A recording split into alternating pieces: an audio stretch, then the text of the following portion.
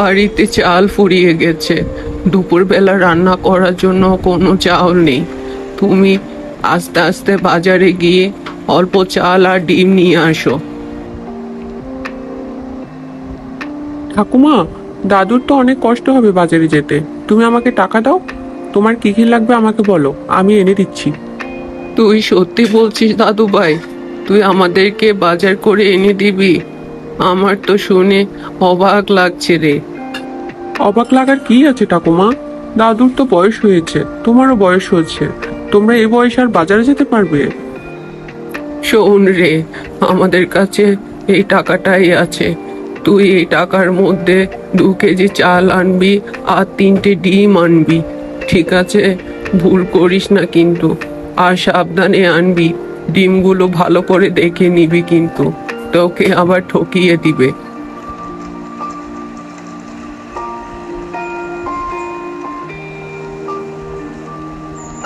দাদু ভাইকে দেখে আমার খুব অবাক লাগছে, আর খুশিও হচ্ছে মনে মনে।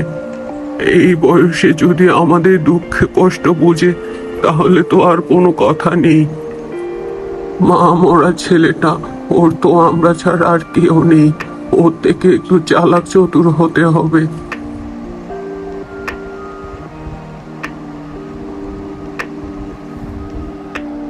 দাদা, বাকি দোকানের মানুষগুলো কই গেল? তুমি ছাড়া তো আর কেউ নেই। আচ্ছা, আমাকে 2 কেজি চাল দাও, 3টে ডিম দাও। রে কোথায়? 2 কেজি চালের দাম তো 48 টাকা। তুই আমাকে দিয়েছিস 50 টাকা। তুই আমার থেকে ফেরত পাবি 2 টাকা। আর 3টে ডিমের দাম হচ্ছে 20 টাকা। আমি যদি 2 টাকা দিয়ে একটা ডিমের গাছ কিনে নিয়ে যাই, কেমনটা হবে? তাহলে আর প্রতিদিন ডিম কিনতে হবে না, গাছে ডিম ধরবে। ছেলেটা পাগল নাকি?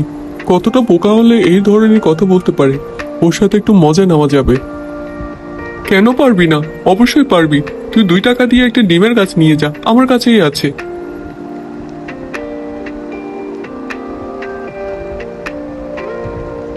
কি রে, চাল এনেছিস, ডিম কোথায়? আর এই গাছটি কিসের গাছ? ঠাকুমা, এটি হচ্ছে ডিমের গাছ। এই গাছে প্রতিদিন ডিম ধরবে। আমরা খেতেও পারবো, বিক্রিও করতে পারবো। আর তুমি দিয়েছিলে আমাকে মাত্র 50 টাকা। 2 কেজি চালের দাম আসে 48 টাকা। তাই তো 2 টাকা দিয়ে ডিম পাইনি, সেজন্য একেবারে গাছ নিয়ে এসেছি। কেমনটা হয়েছে?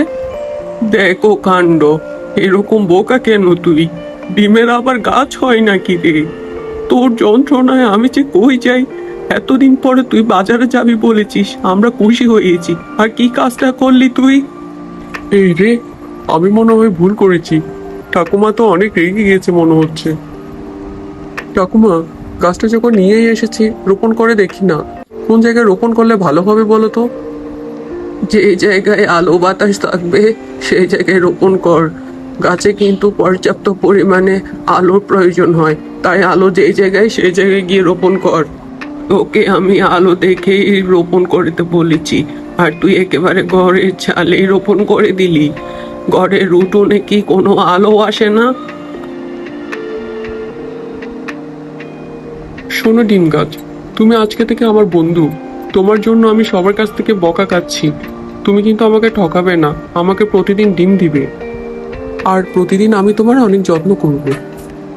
হ্যাঁ রে, তুই নাকি ডিম গাছ রোপণ করেছিস। এরকম কি আবার হয়? ডিমের আবার গাছ থাকে? ডিম তো পারে মুরগি। চল তোকে আমার ডিম গাছ দেখিয়ে নিয়ে আসি। ডিম ধরুক আর যাই ধরুক, আমি গাছ তো রোপণ করেছি। দেখবি, আমাকে এই গাছটা কিছু না কিছু উপহার দিবেই।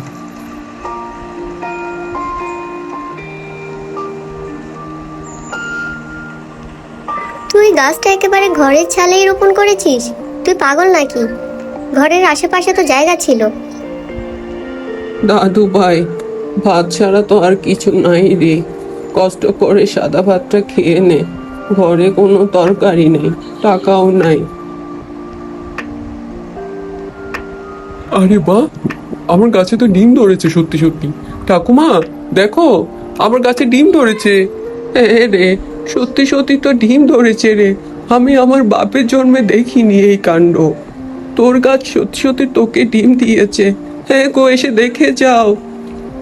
হ্যাঁ ঠাকুমা, আসলে গাছটা আমাকে নিরাশ করেনি। আমি গাছটাকে অনেক ভালোবেসেছি আর যত্ন নিয়েছি, তাই তো আমাকে ডিম দিয়েছে।